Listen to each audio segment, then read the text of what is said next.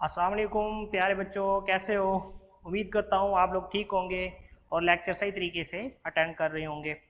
तो class 10th subject physics, topic again वही हमारे पास रिपल टैंक है, लेकिन पहले हमने उसमें रिफ्लेक्शन ऑफ वेव तक क्या किया था, उसको स्टडी किया था। अब नेक्स्ट जो हमारे पास है वो है रिफ्रैक्शन ऑफ वेव। अगेन वही रिपल टैंक के डिवाइस है जो कि वाटर वेव्स को क्या करती है, प्रोड्यूस करती है, और उसकी कैरेक्टरिस्टिक्स को उसमें हमने डिस्कस किया था। उसका अपरेटस में हमारे पास क्या क्या चीजें रिक्वायरमेंट थी? Rectangular tray, glass, power supply, lamp, electric motor and vibrator. तो रिफ्लेक्शन ऑफ वेव तक हमने उसको स्टडी कर लिया था।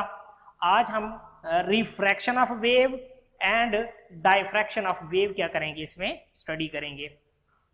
तो अब हमने करना क्या है, रिफ्रैक्शन ऑफ वेव को स्टडी करने के लिए रिपल टैंक के अंदर हम क्या करेंगे, एक ब्लॉक को सबमर्ज करवाएंगे। एक छोटा सा लकड़ी का ब्लॉक हम उसके अंदर क्या करेंगे, सबमर्ज करवाएंगे। तो वो रिपल टैंक के बॉटम साइड में, बॉटम में जाके बैठ जाएगा।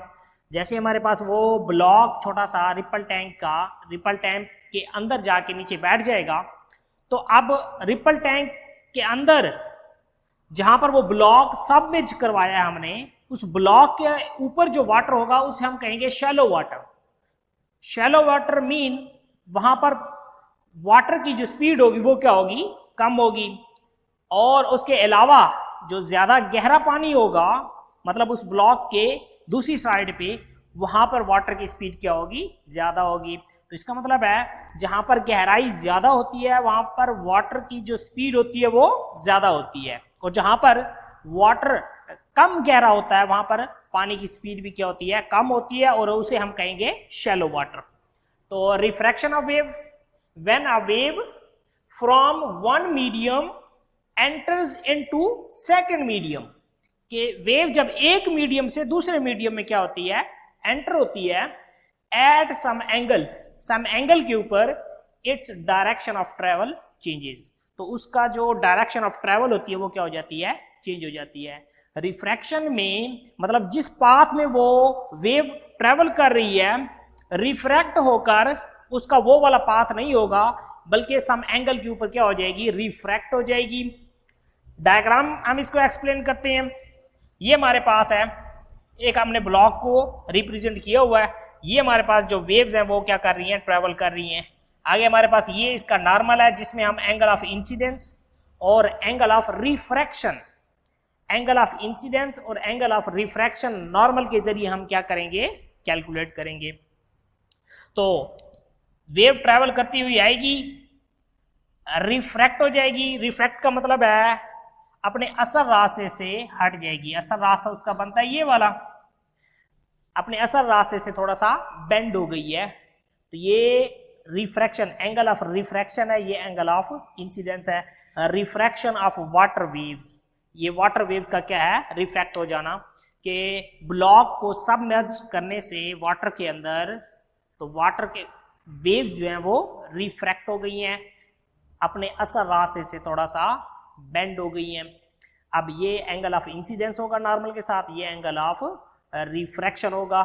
तो वेव का रिफ्रैक्शन जो है हमारे पास, इसमें हम देखेंगे कि shallow water mean where the speed of a water is low, और डीपर वाटर में हमारे पास जो वाटर की जो स्पीड होती है वो क्या होती है, ज्यादा होती है। उसमें हमारे पास वेवलेंथ ज्यादा हो जाती है। तो नेक्स्ट इसके बाद हमारे पास है diffraction of wave. Diffraction of wave को हम क्या करते हैं, डिस्कस करते हैं।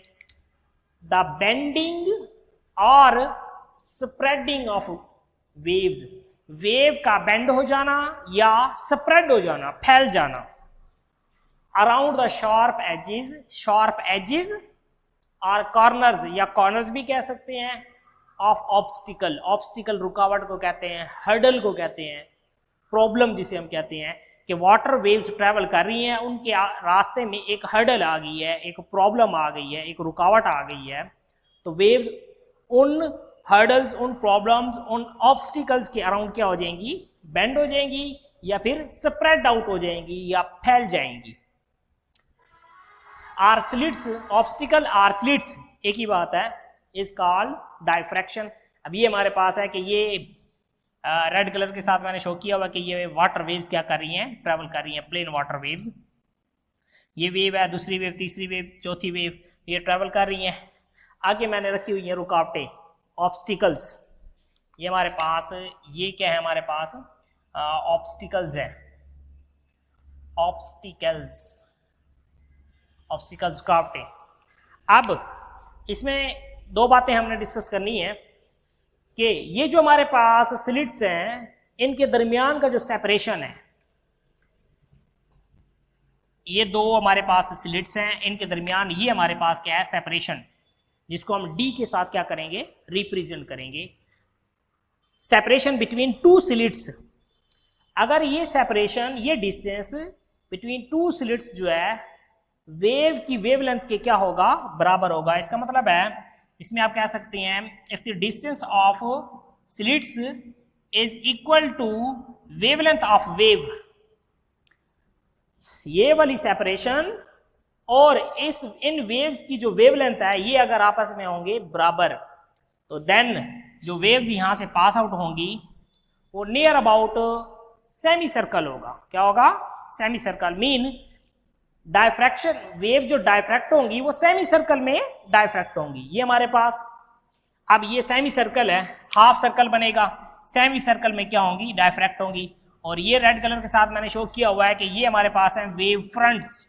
क्या है ये, वेव फ्रंट्स, कि इस डायरेक्शन में वेव्स जो है वो ट्रैवल करती हुई जाएगी, जिसे हमने कहा है कि वेव्स स्प्रेड आउट हो जाएंगी। क्या होंगी, स्प्रेड आउट।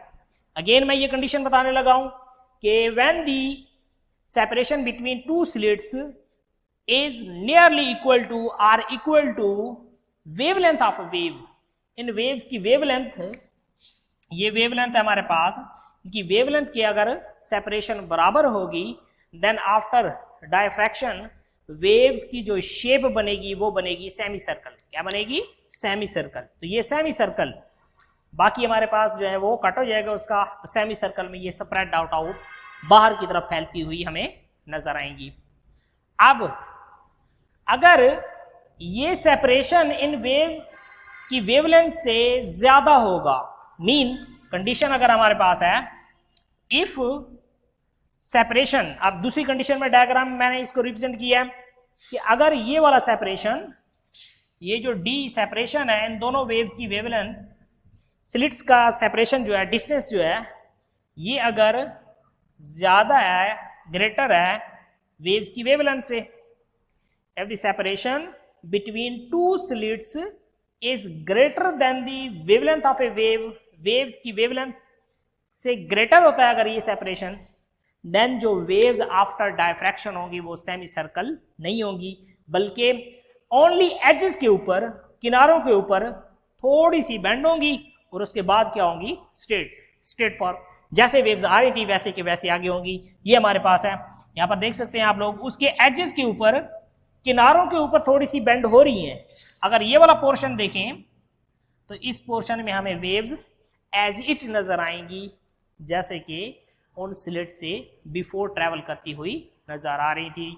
तो बाकी इसकी थ्योरी आप लोग पढ़ेंगे, जो कि मैंने ओरली क्या कर दिया, एक्सप्लेन कर दिया डायग्राम के जरिए। जब आप थ्योरी रीड करेंगे तो ये बातें आपको कंप्लीट समझ आ जाएंगी। तो ये चैप्टर हमारा चैप्टर 10 क्लास 10 का एंड हो गया। नेक्स्ट इस फर्दर जो है इसके हम एमसीक्यूज और न्यूमेरिकल वगैरह नेक्स्ट लेक्चर में डिस्कस करेंगे। अल्लाह हाफ़िज़।